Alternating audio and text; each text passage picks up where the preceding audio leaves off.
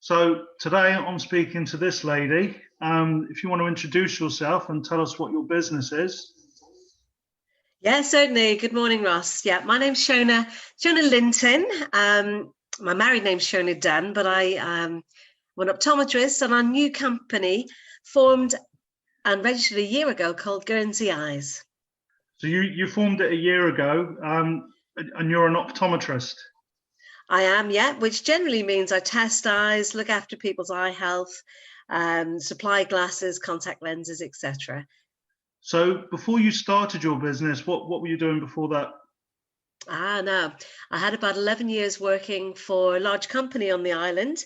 And then I was working for an independent optician, gaining some experience for a year. And then decided enough's enough, nearly 50 years old, got a lot of experience, got a lot of knowledge. So let's go out on my own. Okay, and did you recognize a niche at all I know that you're doing mobile, isn't it? Yeah, my initial thoughts were to go out into the community. Definitely a niche in Guernsey. Whilst I was working for the larger company, there's so many people that rang up and asked for the service, but we couldn't go out. We were always too busy. No. And I thought in Guernsey, there's so many people that, for whatever reason, whether it be mobility, whether it be they're looking after their carers, they're looking after kids, dogs, whatever, but any reason that they couldn't get out of their own premises easily and come to town, I thought, well, yeah, I'll source the equipment and go to them. So are you the only mobile optometrist in Guernsey? No, there's a couple of independent opticians who will go out, but I was the only one dedicating my services to actually mobile optometry. Yeah. So how fast did your customer base pick up? Very, very, very quickly after the lockdown. So we formed the company today a year ago. We sourced the equipment over in London, and unfortunately, with the first COVID lockdown, I wasn't able to get out and about until the beginning of June.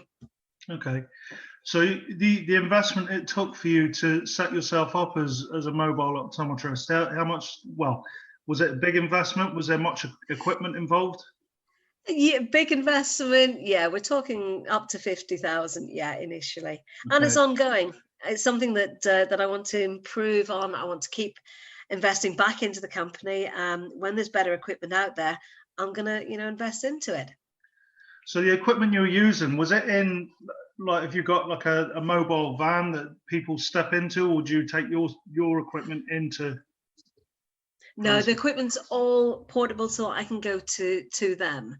I have a wonderful optical bag that concertina's out. We have all the lenses. I have a slit lamp. I have a camera. I have oodles amount of frames that I can take out. I have a pressure measuring device and a laptop that acts as a screen and a visual fields tester. Okay. You say you're close to 50. Sorry to bring that up again, but that you've only done this for a year, and before that you were 10 years working for another optician here. What were you doing before that? Before that, gosh, I was I was in Jersey, so I was working for an optician in Jersey, and before that, I was working all over the UK, particularly the Northwest. So I've been in optics a good nearly 30 years now. Okay. It is. I mean, with the last lockdown, obviously we're in lockdown again at the moment now. But with the last one, how affected were you? Did everything just stop, or? Everything absolutely stopped. Yeah. I mean, obviously, I hadn't established myself enough to actually go out. We are essential workers, but again, because I hadn't established myself, I didn't have a customer base to supply. So yes, I did 3 months of living off bread and honey, really. Yeah. Okay. So how did you pick up your customer base at the moment? Did you have to go out and advertise to them directly, or?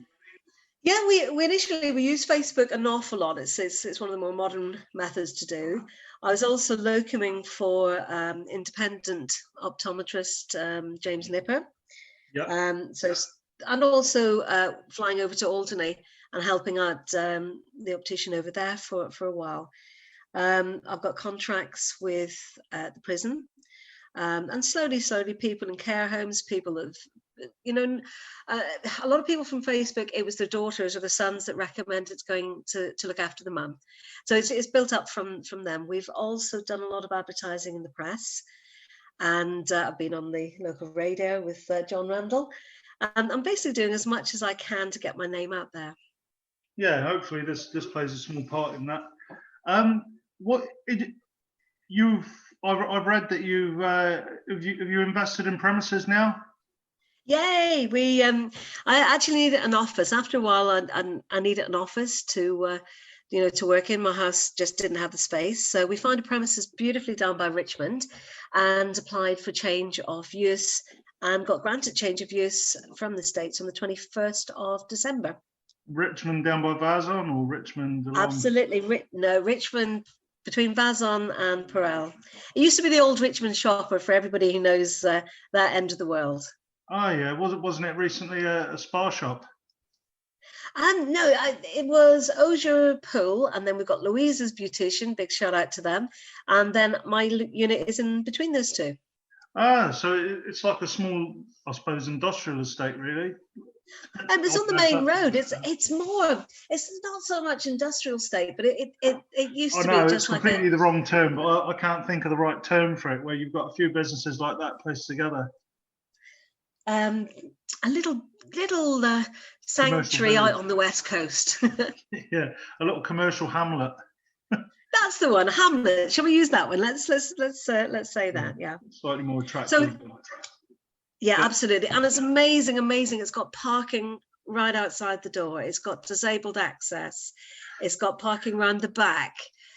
It's clean. It's fresh. It's brand new. Are you picking up a new customer base from that area?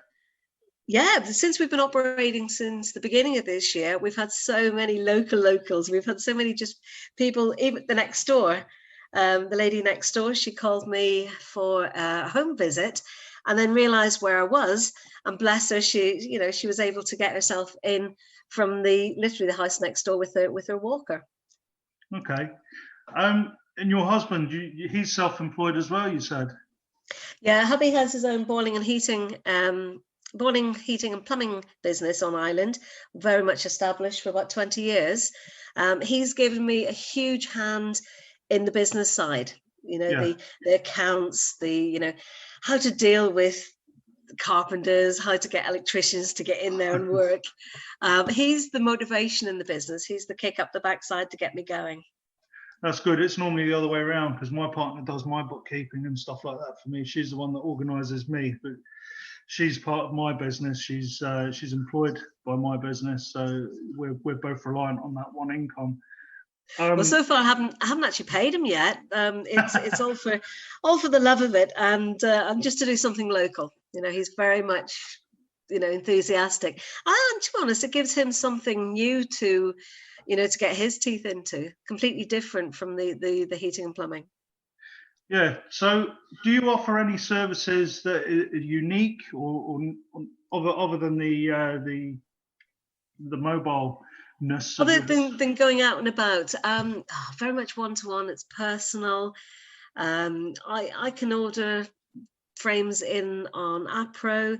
I think the thing I'm going for is it's personal, it's friendly, it's a one-on-one service. It's not lots and lots of people all at one place. So it's just a personal approach. Okay. You said you came to Guernsey 14 years ago? Yes, I did, yes. What brought you here? Work. I was working in the other island, and I came over here. For the same company? No, I was working for a different company over in Jersey. My little girl was born in Jersey, and when she was 2 months old, I came over to Guernsey to start work. Okay. Are you a Jersey girl, or did you move? No, good grief, no. Many years ago, in the little land of Northern Ireland. No, I'm Irish by birth.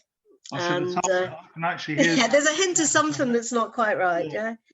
But I went to Manchester to study in, gosh, whatever, in the early 90s.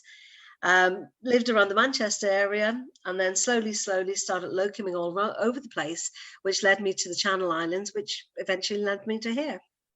Okay. So have you, what are you using your lockdown time for other than chatting to me? Chatting to you, it's a good idea. Accounts, I've just done reconciliation of the last year. Yeah. So we've gone through that, looking at expense, looking at sort of when, just looking at the business as a whole, and seeing what I should be doing over the next 3 months. So let's hope this lockdown's a short, sharp burst, and I'm using the time to get everything organised, to do my stock takes, to make sure my pricing's right, and getting the promotion for the next 3 to 6 months. I'm presuming you're hopeful for the future. Obviously, you must have been doing. I mean, your business probably wasn't as affected as maybe some others are that rely on tourism and things like that over the last year. Yeah, are you looking to add? No, I've been lucky. I mean, since June last year, I have been busy.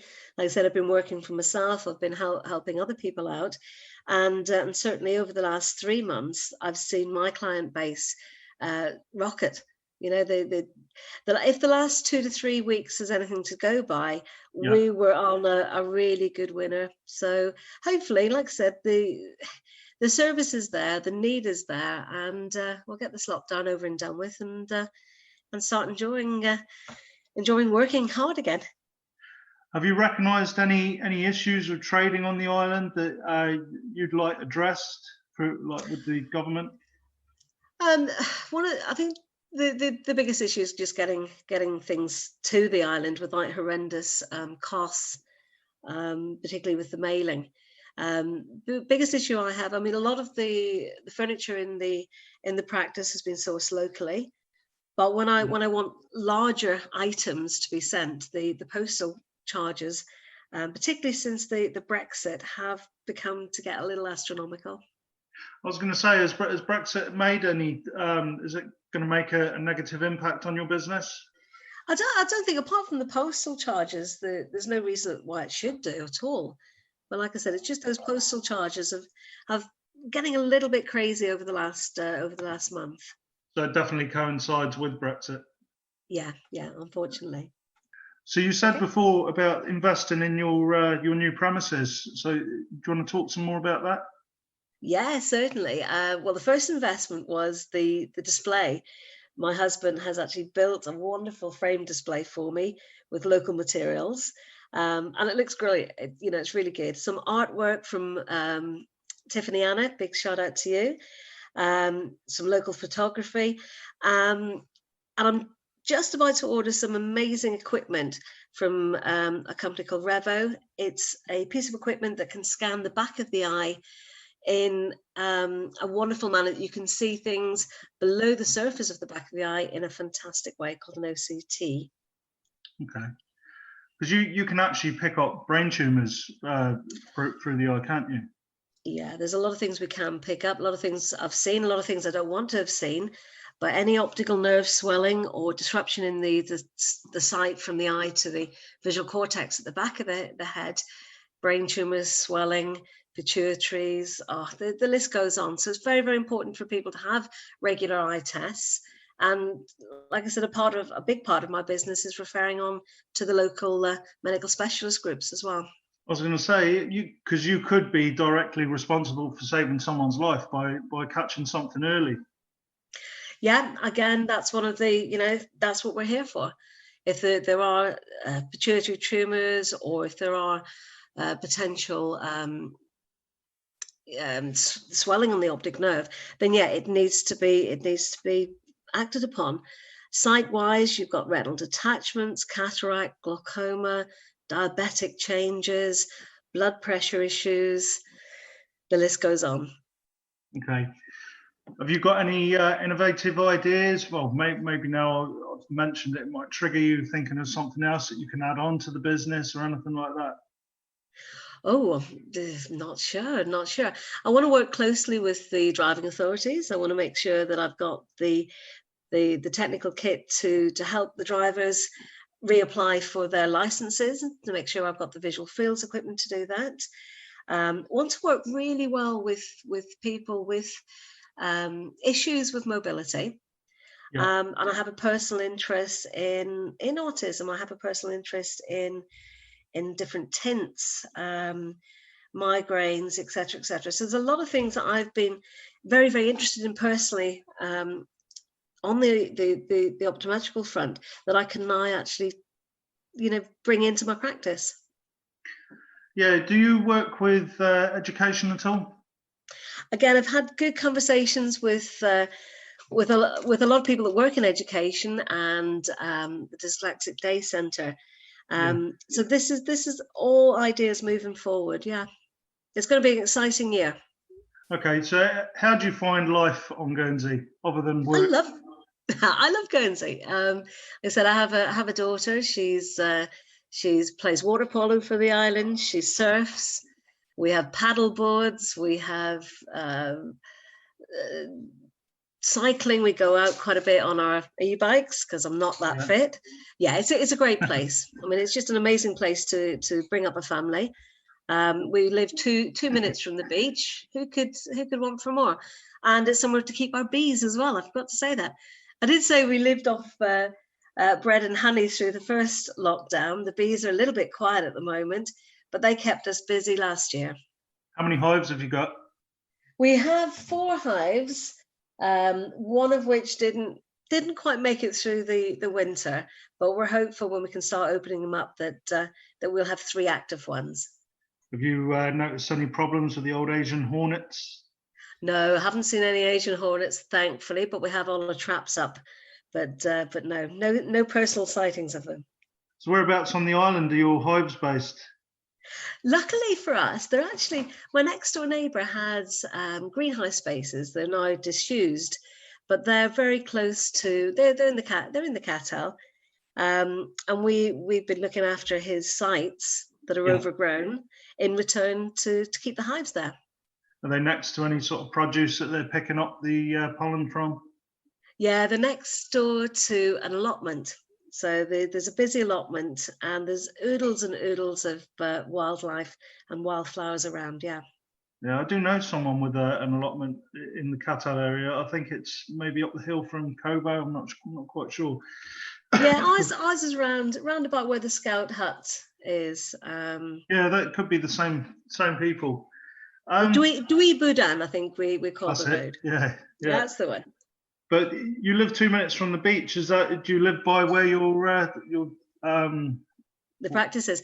No, I'm done all the way down at Vazon, so it's a 2-minute car journey, or obviously in the summer I'm hoping to be able to cycle to work.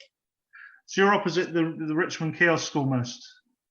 No, living wise, house wise, I'm down by Vistas. Right, okay, it's just down the road. And then the practice is you've got to pass the kiosk and say hi, and then down the road, and my practice is just inland slightly. But yeah, the kiosk is fabulous, really amazing food. So I was listening to your broadcast that you did earlier. Well done for that. Yeah, I mean that's the one thing that I've sort of said to everyone is I really appreciate our life here and the work-life balance that we can get. I mean, self-employed, it can be hard work, it can be stressful. I mean, I've lost hair for it, but it's the good work-life balance you get the flexibility, you get time to spend with your family. You live right by the beach, your work is right by the beach, so it's almost an idyllic life here.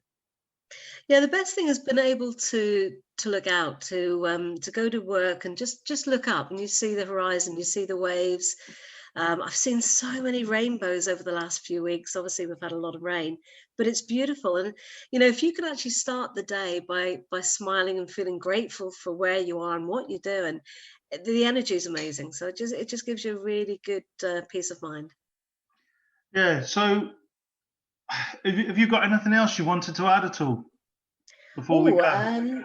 I'm just trying to think of what we've said. No, just a big hello to anybody who wants a service, who wants a local optician that's easy to park, easy to get to, friendly. Yeah, it's it's really just to say this is something that I want to give back to the island. We've also, my landlord is one of the lifeboat crew, and we have given a reduction in fees. Anybody who needs a sight test, rather than our normal fee, we have reduced that for lifeboat members. So that's the kind of thing I want to be doing. I want to give back to the community. I want to work with local people, local suppliers as well.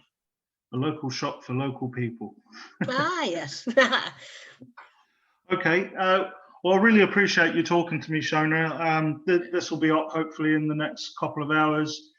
If ever you want to come on again and add anything more, I'm intending to do one of these a day at least over the lockdown period and see how it goes. If it builds up really popular, then I might continue it. But like I say, if you wanted to add anything or you want to recommend anyone to come on and talk about their business and themselves, then you're more than welcome to. That all they've got to do is send me a message. But yeah, hopefully we're all up and trading again very soon. Yeah, I agree with that. Yeah, one of the ones I'm thinking of is the lovely Tefana Anna, the one that does beautiful paintings. She's just opening her studio in town. I don't know if you've seen her paintings. I'm sorry, that's probably something obviously something I've missed. But if they want to contact me, they're more than welcome to. And we can have a chat. I'll give her a link. Or my hubby wants to say that he's definitely a local. If your hubby wants to have a chat quick, he's welcome to and tell us about his business. No, he's not. He's a little bit shy on the microphone. Oh, bless him. Okay, lovely speak to you, Roz. Have a lovely day, Shona. Thank you. And hopefully let's just get through this next few weeks and get through the other side. Okay, all right. Well, thank you, Mrs. Shona and Mr. Shona, and I'll speak. Maybe speak again sometime. Okay, take care. Bye. Thank you. Bye-bye.